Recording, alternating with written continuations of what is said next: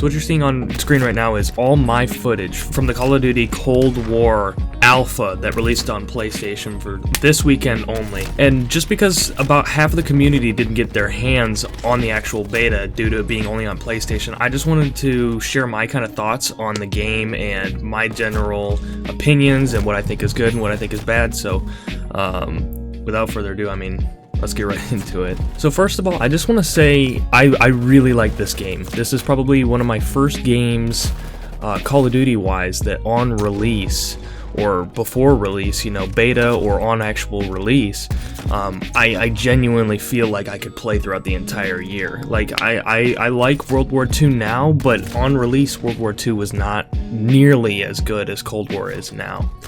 Really, my only chief complaint, and much of the community's chief complaint, is that there's going to be skill-based matchmaking in the final version, much like Modern Warfare's skill-based matchmaking, which is really, really strict. To be perfectly honest, I didn't feel that much skill-based matchmaking in the alpha.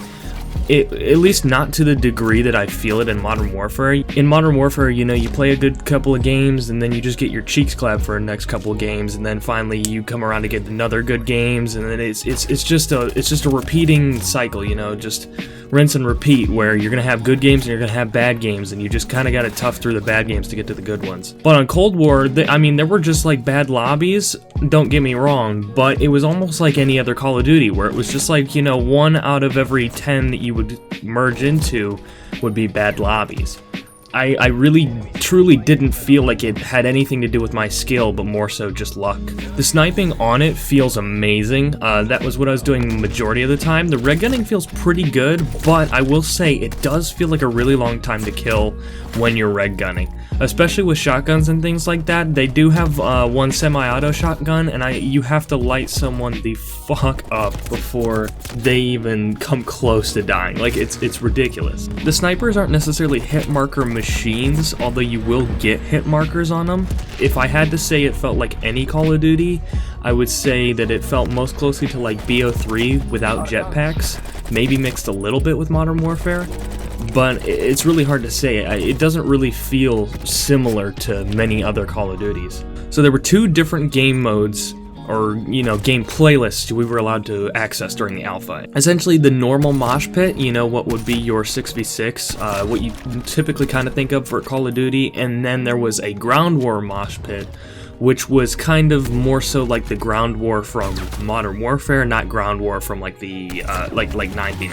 And so that had like vehicles and tanks and things like that you could access, and it was really more so like the size of like 5 normal sized maps. The normal maps that were in the normal mosh pit, the 6v6 mosh pit, felt really, really good. They played really well, some better than others. I would say that Satellite probably played the best. And then after that would be Moscow, and then finally Miami. Miami was really Miami's probably not going to be one of the better maps on the full release game, I would have to say.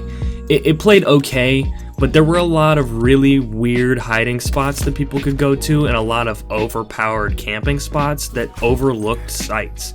However, Moscow and Satellite, it seemed pretty decently balanced. Satellite was basically like your standard 3-lane map, except the far left or far right lane, I guess, depending on which spawn you have, out in the desert was kind of like open, like an open lane almost. I don't really know how to describe it.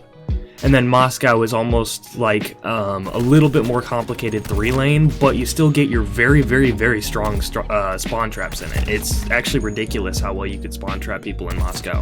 Dom plays really, really well.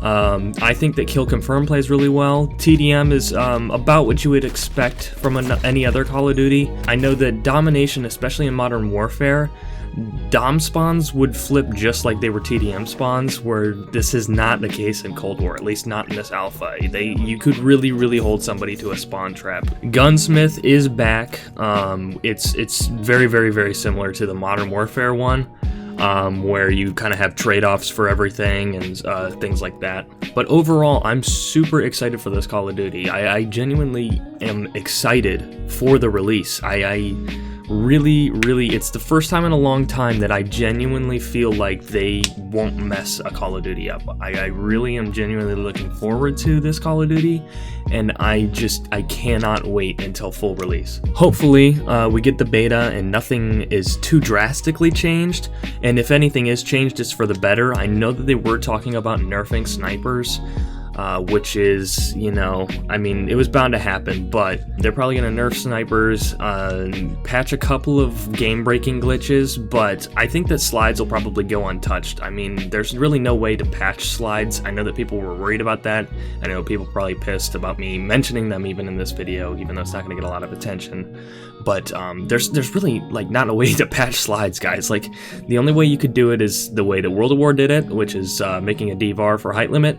Or you could try to make like little mini barriers that block you from sliding, but that would be totally like ridiculous. Like, it would be so stupid to do that. I don't think that slides are going to go away. They would have to rework their entire lunge/melee mechanic, and that's just something that I don't think that they would do this late in the game, especially considering that there were lunges in every single Black Ops game that's ever been released. Before I end the video, I do want to mention that I have been going live on Twitch fairly regularly lately.